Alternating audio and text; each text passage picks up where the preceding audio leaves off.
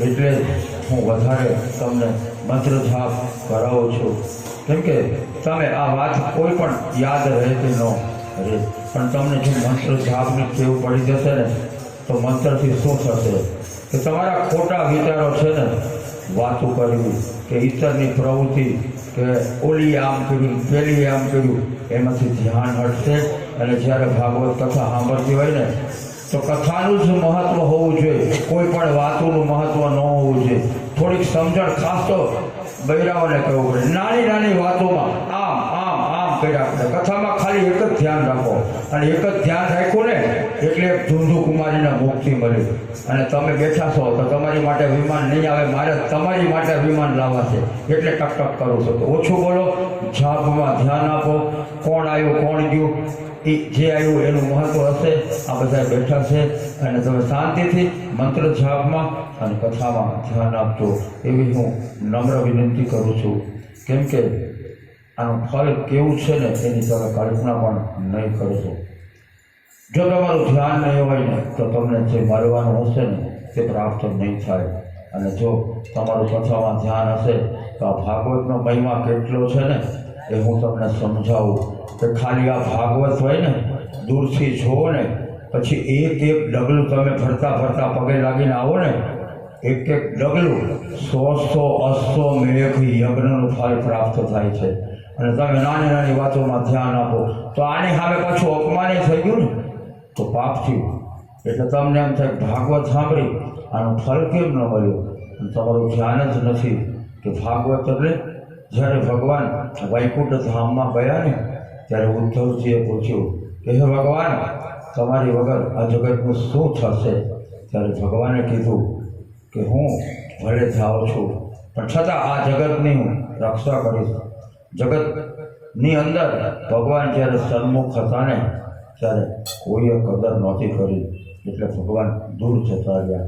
ભગવાન મંદિરમાં મૂર્તિમંત બન્યા, ભગવાન ભાગવતમાં વાંચન સ્વરૂપ શ્રવણ સ્વરૂપ બની ગયા.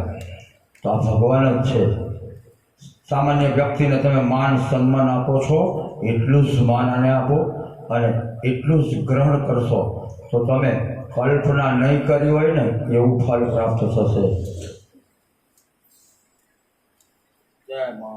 આ ફળ હું પ્રાપ્ત કરીને બેઠો છું. તમારી સામે તમારી વચ્ચેનો એક વ્યક્તિ ફક્ત અહીંયા ધ્યાન આપ્યું તો અહીંયા પહોંચી ગયો. નજર સન્મુખનો જ દાખલો છે, બોલવાની કંઈ જરૂર જ નથી. હું ક્ષત્રિય છું, મારી કોઈ હેસિયત નથી વ્યાસપીઠ ઉપર બેસવાની, પણ એની કૃપા થઈ, મેં ધ્યાન રાખ્યું શું કરાય શું ન કરાય, અને જ્યારે કથા થાય ત્યારે કથામાં જ ધ્યાન આપ્યું, એનું ફળ મને પ્રાપ્ત થયું અને આજે હું વ્યાસપીઠ ઉપર બેસી ગયો. વ્યાસપીઠ એટલે શું કે જે શ્રીમદ ભાગવત અથવા કોઈ પણ શાસ્ત્ર હોય ને એનો તમને સમજાય ને એવી રીતે એવી ભાષામાં ઉદાહરણ આપી અને એનો વ્યાસ વધારે, એને કહેવાય વેદનો વ્યાસ. વેદ તો ભગવાન છે, ભગવાન શ્રી નારાયણનું સ્વરૂપ જ છે, અને જે વ્યક્તિ આને વાંચે તે વેદ વ્યાસ સ્વરૂપ છે. મને સન્માન નીચે ઉતરો, પછી આપો કે ન આપો, આ પીઠને આપો, આ ભાગવતને આપો, આ ભગવાનને આપો, ખાલી તમે મને તમારા કાન આપો, તમારી તાલી આપો, તાલી પાડો, હસતા રહ્યો, બીજું કાંઈ નથી જોતું મને. આજ મને તમારા આશીર્વાદ હશે ને તો આવા હજી મારે જીવનમાં આજથી અહીંયા ભાગવત ભગવાન વાંચતા વાંચતા વ્યાસપીઠ ઉપરથી હું સંકલ્પ કરું છું કે હવે જીવનનું મારું એક જ લક્ષ્ય છે, લોકોને જાગૃત કરવા કોઈ પણ સ્વરૂપે. શ્રીમદ ભાગવત દેવી ભાગવત તો મારો મેઇન વિષય છે કે કેવી કથા થાય ને એની તો કલ્પના પણ ન કરી શકાય. પછી શ્રીમદ ભાગવત દેવી ભાગવત રામાયણ અને શિવ પુરાણ, તમે જે મને કહેશો કોઈ પણ સંસ્થાને આ કોઈ પણ માધ્યમથી કોઈને પણ સમાચાર મળતા હોય તો એકબીજા વાત કરજો. મારો 1 રૂપિયાનો પણ ચાર્જ થશે નહીં વક્તા તરીકે. અને જે કંઈ પણ પોથી ઉપર અથવા કવર એ જે હશે એ મંદિર અથવા ગૌશાળા આવા જીર્ણોદ્ધારના હેતુ માટે આ છેલ્લું જીવન ભગવાનને જવાબ દેવા માટે અને મને ભગવાને અહીંયા સુધી પહોંચાડ્યો એટલે ભગવાનનો આભાર માનવા માટે છેલ્લી મારા જીવનની એક પલ મારે આ સમર્પિત કરવું છે. તો તમે બધાએ મને શ્રવણ કરી અને પ્રોત્સાહિત કરજો અને હસજો, તાળી પાડજો, રમવાનું હોય ત્યારે રમજો અને બધા એકબીજા કુટુંબમાં કે કોઈ પણ જગ્યાએ એકબીજાને પરિવારમાં કોઈ પણ પ્રકારની એકબીજાની ભૂલ થઈ હોય તો એ ભૂલને ભૂલી જજો. કેમ કે આ જીવન ટૂંકું છે, ક્યારે પૂરું થઈ જશે કોઈને ખબર નથી. આ બધા જે બેઠા છે ને એ આપણા જ છે, આપણી વચ્ચે જ હતા, જતા રહ્યા. હવે શું કરવાનું? આપણે એની ઝઘડ્યા બિગડ્યા તો એ ઝઘડો તો લઈને જ ગયા ને ઉપર. તો એટલા માટે આ જીવીએ છે ને આ પિતૃ તો આનાથી જ્યારે આ શ્રીમદ ભાગવતનો સંકલ્પ થાય ને ત્યારે જ પિતૃની મુક્તિ થઈ જાય. પછી તો આપણે કરીએ કે ન કરીએ, ભગવાન જ્યારે એમ કહે છે કે તમે સારા સંકલ્પ લેશો ને ત્યારે જ હું તમારી જે ભાવના છે ને એનો સ્વીકાર કરી લઈશ. પણ અત્યારે વર્તમાનમાં જે આપણે બધા જીવીએ છીએ એ બધાએ એકબીજાને જે અંદર વેર ઝેર હોય તે કાઢી નાખજો, મોટું મન રાખજો અને તો જીવનમાં આનંદ આવશે. આ જ શાસ્ત્રનું ફળ છે. લાંબુ લાંબુ કોઈને યાદ ન રહે. કથા કહેવાવાળા પણ આમાં જોવે કે કયું નામ ને હું એ ભૂલી જાય. કેમ કે હરિ આનંદ, હરિ કથા આનંદ. પણ આનો સાર છે ને એ એક લીટીમાં જ છે, કર ભલા તો હો ભલા. તમે સારું કરશો ને તો જ સારું પામશો. તમારી સાથે કોઈએ કેવો પણ વ્યવહાર કર્યો પણ તમે તો માણસ છો ને, તમારામાં તો માણસાઈ છે ને. ગધેડા નથી કહેવું પડતું કે તું માણસ થા, માણસને કહેવું એ ગધેડા માણસ થા. આપણે ખાલી માણસ થવાનું છે અને જેવો આવડે જે ગમે એ મંત્ર જાપ કરવો છે. કોઈની સાથે ન ફાવતું હોય તો દૂર થઈ જવું, પણ કહેવાય ને વેરઝેર ન રાખવું. શાસ્ત્રનો આ જ સાર છે.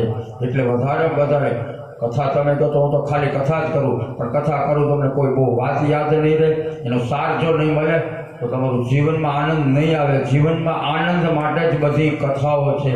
ભગવાનનો અવતાર મચ્છ, પહેલા માછલીનો અવતાર થયો એટલે પિતૃને પિંડ જે વારીને આપવામાં આવે છે ને, મત્સ્ય અવતાર થયો. કે તમે ભગવાન એમ કે છે બધી વસ્તુમાં હું જ છું, તમારામાં પણ મારામાં પણ અને 184માં કોઈ પણ પશુ પંખી હોય એમાં બધામાં હું છું. તમે બધું જ ન કરી શકો પણ તમારી શક્તિ પ્રમાણે જેટલું છે એમાંથી થોડુંક તો આપી શકો ને. જેટલી શક્તિ હોય એટલું આપો. બધાએ બધું ન કરી શકે એવું કંઈ જરૂરી નથી, પણ તમારી થાય એટલું કરો. આપણે એક જમાનો હતો કે ગાયની ને કૂતરાની રોટલી નીકળતી. તમે વિચારો તો હવે ગાય કૂતરાની રોટલી કાઢતો માણસ બંધ થઈ ગયો. મને તો એટલા બધા અનુભવો છે ને, આ કથા કહું છું ને એની કરતાં મારી વ્યથા હું તમને કહું છું. અને ધર્મની અંદર મને કેટલી પરેશાની પડી છે, પણ ધર્મ છે ને એને ભક્તિ તો ખાંડાની ધાર છે. કે સામાન્ય વ્યક્તિ માટે તો જીવન મુશ્કેલ છે, નવાઈ નથી, પણ ભક્તિ કરતા હોય એની માટે તો કેટલું બધું મુશ્કેલ હોય છે. હું ગાયોને ઘાસ રોજ 2 મણ ગાયોને ઘાસ પર ડે નાખતો. ગાયોનું ઘાસ નાખતો હોય ને તો કોઈ નાખતું તો નથી, પણ હું નાખવા જાઉં તો મારી બાધે, હાલે ભાઈ જાઉં ત્યાં નાખતો નહીં, આમ તેમ કાઢે. તમે નાખો નહીં તો કાંઈ નહીં, પણ કોક નાખતું હોય તેને નાખવા દો. મારી ગાડીને નુકસાન કરશે, મારા છોકરા રમે એ કરીને પાપ કરી નાખ્યું. ઓલો નાખવા જાય, તમે તો આપ્યું નહીં, આપ તો તેને આપવા ન દીધું. આવી રીતે પાપ લાગી જાય. આવે અને કહેવાય ને છોટી વાતો છે કહાની અચ્છી યા બુરી બની જાય. આવી નાની વાતો છે ને એક દિવસ એવી મોટી બની જાય કે દિલ્હીમાં છે ને કેજરીવાલ જ્યારે સરકાર હતો ને ત્યારે કચરો બહાર નાખ્યો જ નહીં, કચરા ઢગલા થઈ ગયા. અને આ જો અત્યારે ઓલી ભાજપની સરકાર આવી તો કચરો બધો દૂર કરી અને આ રોડ બનાવવામાં નાખ્યો. કે કોઈ પણ કચરો હોય એનો ઉપયોગ કેમ કરાય એ શીખવાડે છે. કોઈ પણ જગ્યાએથી કહેવાય ને નજર તમારી હોય ને, બધી જગ્યાએ નજર તો તમારી હોય, પણ નજરિયો હોવો જોઈએ કે આનું શું કરવું, શ્રેષ્ઠ વિકલ્પ શું છે, આ શાસ્ત્ર શીખવાડે છે. અને કોઈ પણ જગ્યાએથી પ્રેરણા મળે તો લેવી જોઈએ. કાલે કનુબાપુ કહેતા હતા ગુરુ કરવા જોઈએ. તો ગુરુ કોણ? જે સત્ય છે, એ સત્ય વાત છે એને ગુરુ કરાય. કે જે ગ્રહણ કરવા જેવું છે એને ગ્રહણ કરાય, એને ગુરુ પદ લેવાય. કોઈ વ્યક્તિ ગુરુ હોઈ શકે, પણ કોઈ પણ જગ્યાએથી જે કંઈ શીખવા જેવું હોય, સત્ય હોય એને લઈ લો. એ બધી સત્ય વસ્તુ ગુરુ છે. અને ધીમે ધીમે આ બધી વસ્તુ તમારા જીવનમાં આવશે, સત્યનું આચરણ થશે.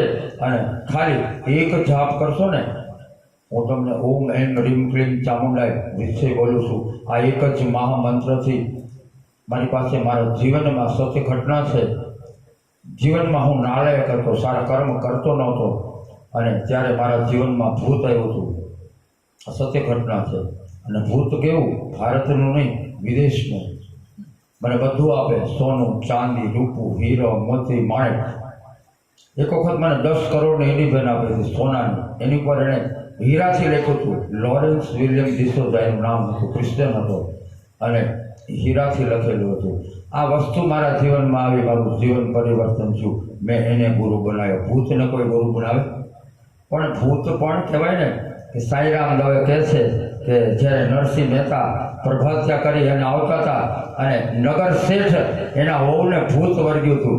અને ભૂત વર્ગેલું હતું એટલે આખું ગામ ભેગું થયું. ભુવાને બોલાવ્યા અને ભૂતને શીશામાં પૂર્યું.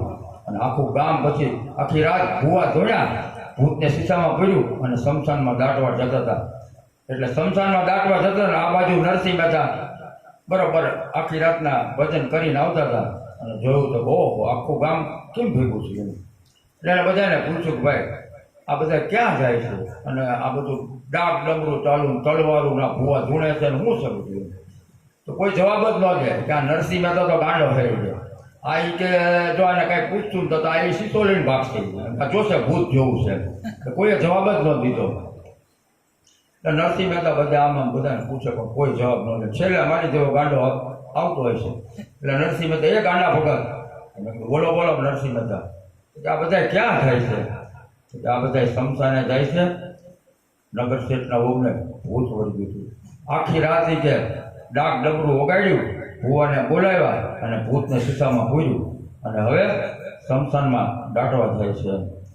તો કે ભૂત કેવું હોય? ભૂત કેવું હોય? ભૂત કેવું હોય કે તમે ન કરવા જેવા કર્મો કરો ને ત્યારે ભગવાન ન આવે, ત્યારે ભૂત આવે પરેશાન કરવા. કોઈ પણ રીતે તમને લાઈન ઉપર ચડાવવા માટે ભગવાન લીલાઓ કરે છે. મારી પોતાનો નિજ અનુભવ છે. અને આવી રીતે નરસિંહ મહેતા આગળ જાય, અને આગળ જે એક ભૂવો હોય એ શીશામાં ભૂતને પૂર્યું હોય, અને એ ભૂતને જોવે કે આ કેવું ભૂત છે. પણ એમાં કાંઈ હોય જ નહીં. ભૂત શું હોય? ભૂત તો અદ્રશ્ય, જેમ ભગવાન દેખાતા નથી ભૂતે દેખાતું નથી એમ. એટલે નરસિંહ મહેતાએ ભુવાને કીધું કે ભાઈ મારે ભૂત જોવું છે. કે ના ના ભૂત ન જોવાય, એ તો પછી વળગે. કે ના ના જોવું છે. પછી ઓલો ભાઈ સમજી ગયો ભૂવો કે આ નરસિંહ મહેતો થઈ ગયો, અમને ઢાંકણું ખોલશે ને ભૂત આવશે બહાર. ભૂવો કે મને જ વળગશે, મેં આમાં પૂર્યું છે. એટલે ઓલો તો શીશો મૂકીને ભાગી ગયો. નરસિંહ મહેતા આમ બૂજ ખોલ્યું તો કૃષ્ણ કનૈયો બેઠેલો. હા કે ભૂત છે, અંદર કાનુડો છે, હા હું. એટલે તરત પૂછ્યું એ કાના કે તું શીશામાં કેમ પુરાણો? કે તારી માટે હું કાનો છું, આની માટે ભૂત જ છું. ભગવાન બધાય સ્વરૂપ લઈ શકે, બધાય સ્વરૂપ લે છે. એટલે કહેવાય શ્રીમન નારાયણ નારાયણ હરિ હરિ. શ્રીમન નારાયણ નારાયણ નારાયણ હરિ હરિ.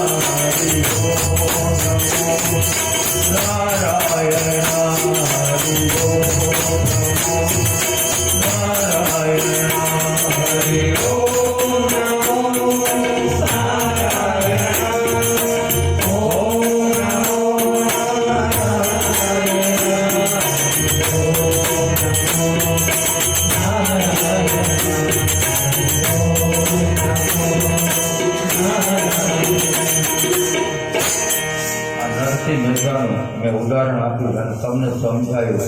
તમે પણ જીવનમાં નાની નાની વાતોમાં ધ્યાન આપજો. જીવનમાં કષ્ટ ગમે એટલે આવ્યું સત્યનું જ આચરણ કરવું. ઘણી વખત એવું હોય કે ખોટું થતું હોય તો આપણે એને રોકી ન શકીએ તો આપણે જગ્યા છોડી દઈએ. ખોટું રોકી ન શકો, નહીંતર પ્રાણની પણ પરવા કર્યા વગર સત્યની રક્ષા કરવી. આ ભૂત હતું એ મને નહોતું વર્ગ્યું, મારા મિત્રને વર્ગ્યું હતું. અને પછી એણે મને ચેલેન્જ મારી કે તું પૈસા લઈ લે, સોનું લઈ લે, ચાંદી લઈ લે, જે લેવું હોય લઈ લે, પણ તું જતો રહે. આની વચ્ચેથી નીકળી જા. મેં કીધું મારી પ્રાણ જાય ને તો ભલે થાય, પણ હું હટીશ નહીં. પછી આજે મારું ભજન અત્યારે આટલું છે. આ બધી સત્ય ઘટનાની વાત કરું છું. આ શાસ્ત્ર પણ સત્ય જ ઘટના છે કે આ ભગત, આ જગદીશ નાલાયક ગાંડો ભગત અહીંયા સુધી પહોંચી ગયો. કેવી રીતે પહોંચી ગયો? કઈ સીડીનો ઉપયોગ કર્યો? તો મેં મંત્ર જાપનો ઉપયોગ કર્યો. ઓમ એમ હ્રીમ ક્લીમ ચામુંડા છે. આ મંત્ર બીજ મંત્ર છે.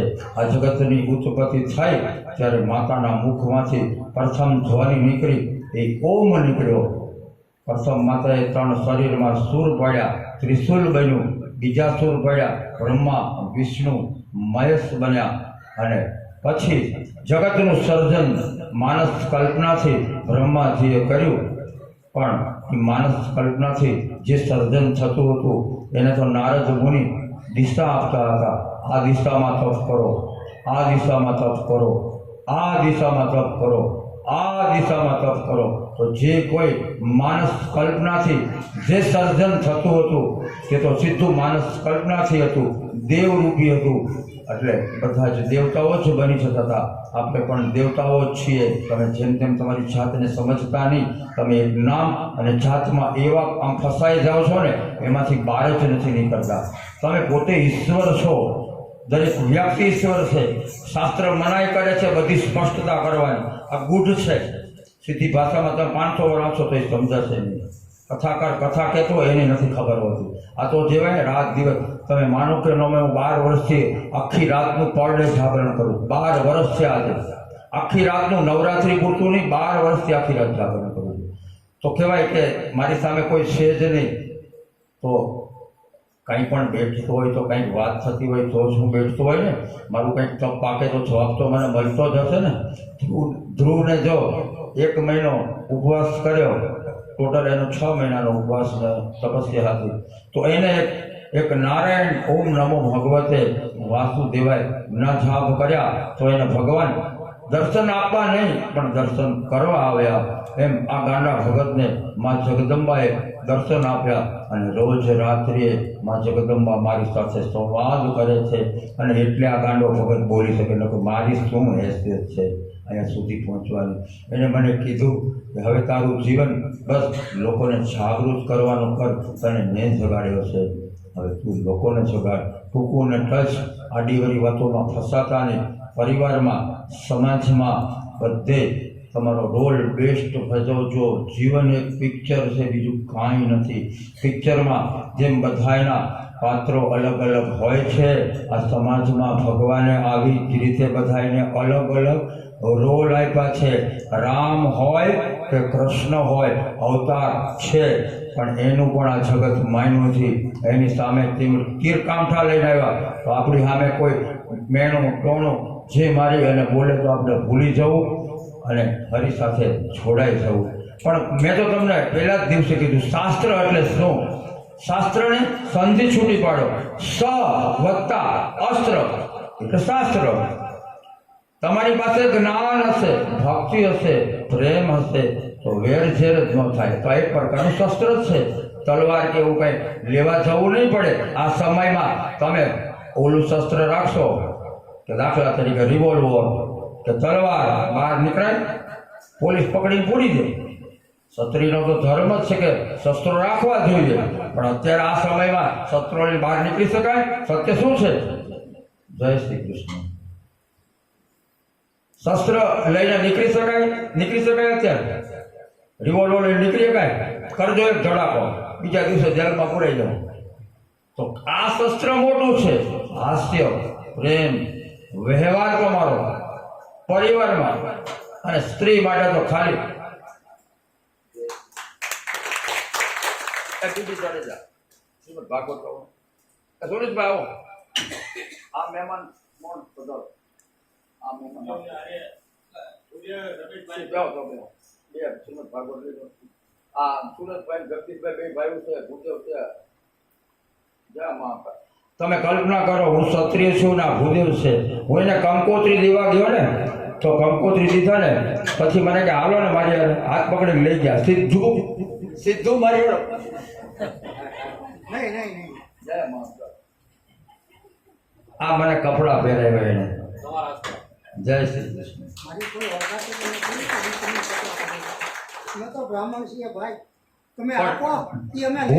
ભૂદેવને આપવાનું હોય પછી મળે એટલે કેટલી કૃપા કહેવાય માતાજી ભૂદેવને આપણે આપવાનું હોય પણ એની પાસેથી મને મળે છે પછી ઘટે શું મારે શું ઘટે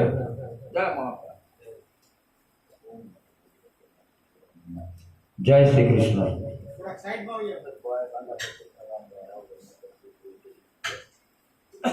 બંને સગા ભાઈઓ છે ખૂબ જ ધર્મ કરે છે એમના બેન હાજર નથી એમના બેન પણ એવા જ છે હરિદ્વારમાં કથા હોય ને તો આમ બધા સાથે નાચતા કૂદતા હોય અને કેટલા બધા સાધુ સંતોને જમાડે સવારમાં રોજ પોતે જમાડે આ બધા આખો પરિવાર ખૂબ જ ભક્તિ અને સેવા છે એમને લેવાનો અધિકાર છે પણ ક્યાંય લેતા નથી બધાને આપે જ છે અને એને આપ્યું એટલું છે માતાજી ખૂબ આપ્યું છે